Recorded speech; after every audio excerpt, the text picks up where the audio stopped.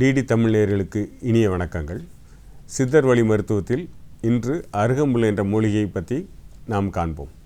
அருகம்புல் மத சார்பில் நிறைய விஷயங்களில் அருகம்புல்லை முதன்மையாக சொல்லுவாங்க. அருகம்புல் சித்த மருத்துவத்தில் ஒரு முக்கியமான ஒரு மூலிகை.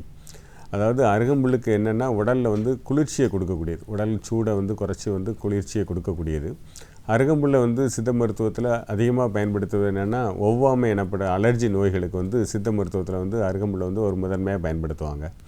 ஒரு எளிய பரிகாரம். நமக்கு சிலவங்களுக்கு அலர்ஜி வரும், ஸ்கின் அலர்ஜி தடுப்பாக வளர்கிறது. நிறைய ஸ்கின் அலர்ஜிக்கு ஒவ்வாமை ஏற்படுறதுக்கு முக்கியமான மருந்து அருகம்புல் பயன்படுத்துவாங்க. அருகம்புல் சாறு தேங்காய் எண்ணெய் சம அளவு கலந்து நல்ல பதத்தில் வடித்து எடுத்துட்டேன்னா அந்த ஆயிலை எக்ஸ்டர்னலாக வெளிப்பிரயோகமாக பயன்படுத்தலாம். அதுபோக அருகம்புல் ஒரு கைப்பிடி அளவு சின்னதாக அதில் கணுவை எடுத்துடணும். கத்திரிக்கோல் வச்சு சின்னதாக கட் பண்ணி எடுத்துட்டு அதோட சிறிதளவு மிளகு, அப்புறம் வெற்றிலை, ஒரு கைப்பிடி அருகம்புல், 2 வெற்றிலை, ஒரு 4 மிளகு, இதை கஷாயம் மாதிரி போட்டு, அதாவது கஷாயம்னா என்ன செய்யணும்னா 2 டம்ளர் தண்ணி ஊற்றி நல்லா அடுப்பேற்றி பாயில் பண்ணோன்னா ஒரு அரை டம்ளராக ஊற்ற வைக்கணும். நல்ல டார்க் ப்ரௌன் கலரில் வரும். அதை வெறும் வயிற்றில் நம்ம அருகம்புல் சாறு வெளி இடங்களில் அருகம்புல் சாறுன்னு கொடுக்குறத விட நம்மளே கைப்பக்குவமாக செஞ்சு பயன்படுத்துறது ரொம்ப நல்லது. ஏன்னா அருகம்புல் சாதாரண கோரப்புல்லோடு சேர்த்து நிறைய பயன்படுத்திக்கிட்டு இருக்காங்க. அதை தவிர்க்கிறதுக்கு நம்மளே வீட்டில் அன்றாடம் பயன்படுத்தும் போது இந்த அருகம்புல்லை பயன்படுத்துறது ரொம்ப நல்லது. இந்த அருகம்புல், மிளகு, வெற்றிலை கஷாயம் ஒவ்வாமை எனப்படுகின்ற அலர்ஜி நோய்களுக்கு ஒரு முதன்மையான மருந்தாக எங்கள் சித்த மருத்துவத்தில் பயன்படுத்திக்கிட்டு இருக்கோம். எந்த வித அலர்ஜினாலும் நமக்கு என்ன காரணத்தினால அலர்ஜி வருதுங்கிறத நமக்கு கண்டுபிடிக்கிறது கஷ்டம். நிறைய பரிசோதனை முறைகள் பண்ணாலுமே நமக்கு அலர்ஜியை கரெக்டாக பாயிண்ட் அவுட் பண்ணி கண்டுபிடிக்க முடியாது. அலர்ஜி எனக்கூடிய ஒவ்வாமை நோய்களுக்கு எதனால் அலர்ஜி வருதுன்னு தெரிஞ்சுட்டால் அதை அவாய்ட் பண்ணால் பெஸ்ட்டு.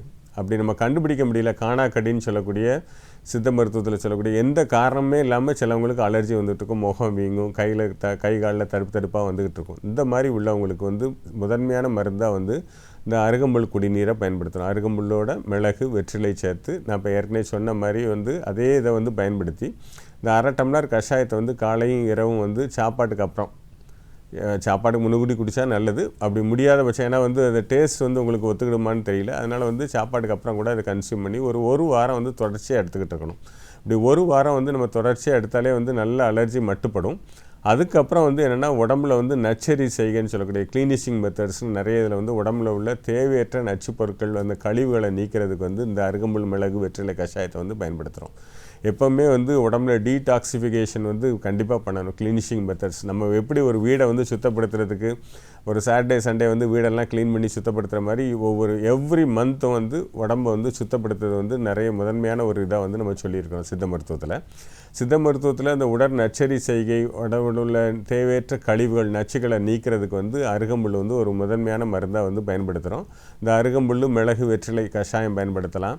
அதே மாதிரி அருகம்புல்லில் செய்யக்கூடிய அருகம்புல் சூர்ணம் இருக்குது, அருகம்புல் குடிநீர் இருக்குது, அருகன் கட்டை குடிநீர் இருக்குது. நிறைய மருந்துகள் அருகம்புல் முதன்மையாக நமக்கு மத சார்பில் பயன்படுத்தினாலும் அது அருகம்புல் சித்த மருத்துவத்தில் ஒரு முதன்மையான மூலிகையாக இருக்குது. அருகம்புல்லை பயன்படுத்தி எவ்வாறு ஒவ்வாமை நோய்களுக்கு சித்த மருத்துவத்தில் பரிகாரம் பண்ணலாம், எப்படி தீர்வு செய்யலாங்கிறத பற்றி இன்றைக்கி பார்த்தோம்.